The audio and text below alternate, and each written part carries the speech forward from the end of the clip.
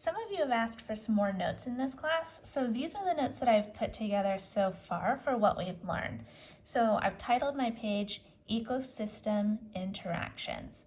And the first interactions that I want to talk about are our direct or indirect interactions. So a direct interaction is when my two things on my food chain or my food web are connected by a single arrow. So for example, here I have a predator. The predator is going to impact the primary consumer because it's going to eat it, and that is a direct impact because those are related directly. The predator impacts the primary consumer. There's one arrow between them. Now on a food web, remember that the arrow is going to go in the opposite direction, but with impact lines, we go in the opposite direction. So just keep that in mind. Now my primary consumers are going to eat my producers. So there's one arrow between those things. So that is a direct impact as well. An indirect impact is when there's more than one arrow between the organisms, and we draw this with a dashed line.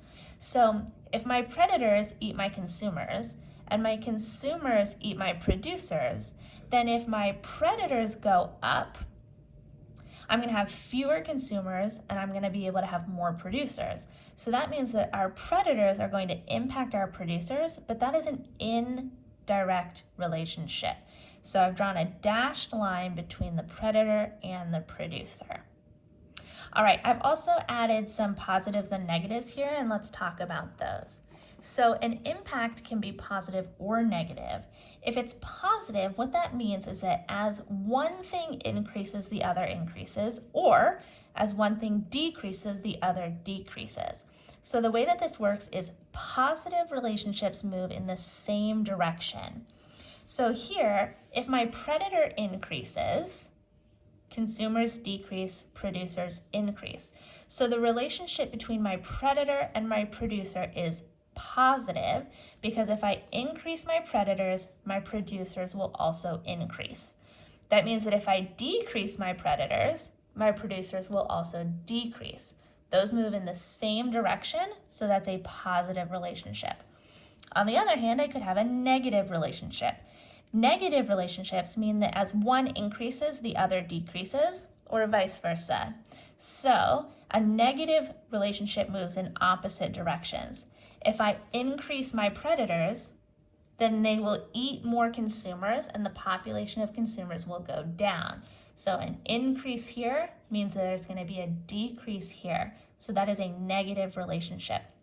Primary consumers eat my producers. So if I increase my primary consumers, my producers will decrease. Those move in opposite directions. So that is a negative relationship.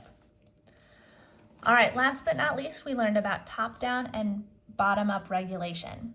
So top-down regulation often has to do with biotic factors. So these are going to be things like our predators.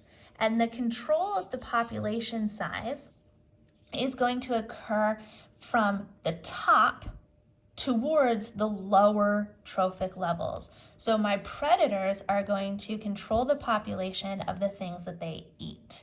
So in top-down regulation, it's normally biotic factors, and that's because our predators are controlling the population size of the things that are lower down in their trophic levels. Bottom-up regulation often has to do with abiotic factors. So this could be something like rainfall.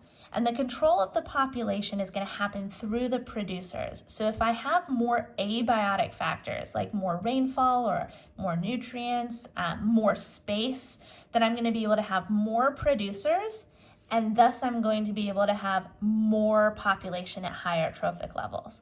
On the other hand, if my rainfall goes down and a bunch of my producers die, so a bunch of my grass die, then the population of higher trophic levels is going to decrease because now there's less food available.